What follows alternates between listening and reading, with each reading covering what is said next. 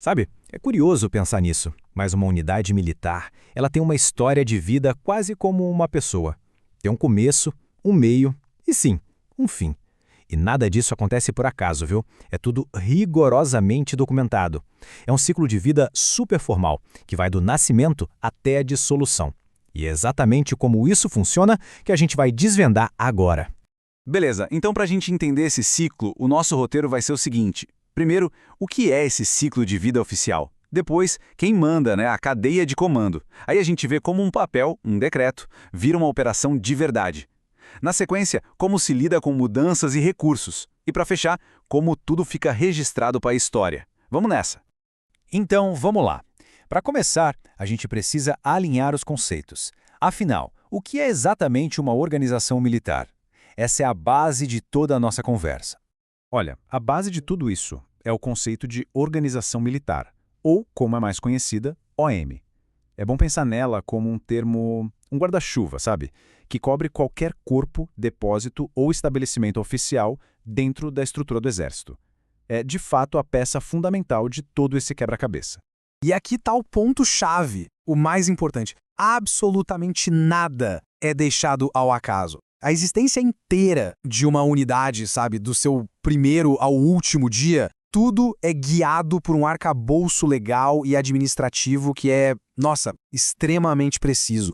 Ok, se tudo é tão regulamentado assim, fica uma pergunta no ar, né? Quem é que tem a autoridade para apertar o botão, para criar, alterar ou até mesmo extinguir uma dessas unidades?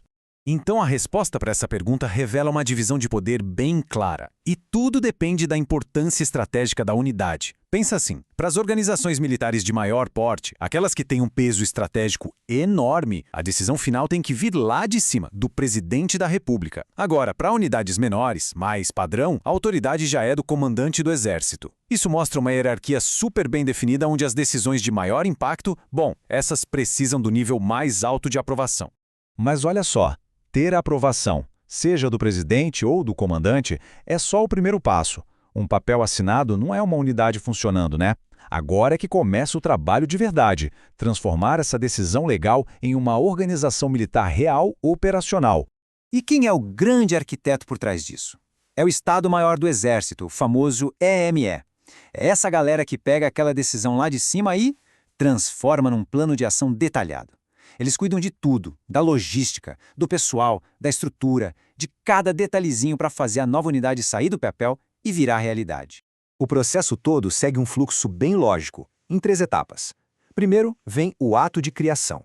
É a decisão formal, o sim. Depois, a proposta do EMEI, que é quando o plano detalhado entra em cena. E para fechar, o ato de organização. É aqui que o comandante do Exército dá o sinal verde final e pronto, a unidade está ativa. É tipo uma linha de montagem, bem definida para criar uma nova OM. Mas claro, o ciclo de vida não é só sobre nascer, né? Unidades militares são organismos vivos, dinâmicos. Elas se transformam, mudam de lugar e, às vezes, são extintas. E, como a gente já podia imaginar, cada uma dessas mudanças segue de novo um conjunto de regras bem rigorosas. Olha, qualquer mudança grande precisa se apoiar em 3 pilares. Primeiro, legalidade. Tudo tem que estar dentro da lei. Segundo, estratégia. A mudança tem que fazer sentido dentro do plano maior do Exército. E terceiro, claro, os recursos. Tem que ter um sistema para gerenciar as pessoas e os materiais de um jeito eficiente. Isso garante que as mudanças não sejam feitas por impulso, mas que sejam, de fato, estratégicas e bem ordenadas. E aqui tem um detalhe que mostra o quão complexo é esse processo. Desativar uma unidade, nossa, é muito mais do que só assinar um papel. É uma operação logística completa. Pensa só. Precisa ter um orçamento separado só para isso, para cobrir todos os custos de realocar o pessoal, transportar o equipamento. Nada é simplesmente deixado para trás. Certo. Então, como é que o início e o fim da vida de uma unidade são registrados oficialmente? É aqui que a gente chega na parte do registro final, aquele que cria um histórico que não deixa nenhuma dúvida. O nascimento oficial de uma OM é marcado de um jeito bem específico. Os atos de criação e de organização são transcritos palavra por palavra no seu primeiro boletim interno. É, literalmente, a certidão de nascimento oficial da unidade. A partir daquele momento, daquele registro, ela existe legalmente e pode começar suas atividades. E, do mesmo jeito, o fim da linha também é todo formalizado. O ato de extinção é transcrito no boletim interno de encerramento de atividades. Se o primeiro era a certidão de nascimento, esse aqui é a de óbito. É o documento que serve como ponto final, fechando o livro de história daquela unidade e encerrando sua existência legal. Então, em resumo, é isso. Esses registros nos boletins internos são, na prática, as certidões de nascimento e de óbito de uma organização militar. É o que garante que a história de cada unidade, desde o primeiro até o último dia, seja super clara, bem documentada e sem nenhuma ponta solta. No final das contas, o que é que todo esse processo revela pra gente?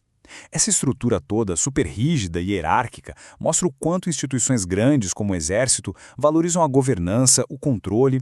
Cada passo é milimetricamente calculado. Para quê? Para garantir estabilidade, para preservar um legado e, claro, para manter uma memória institucional intacta. É um sistema onde a ordem e a clareza não são só ideias bonitas, sabe? Elas são a base de toda a operação.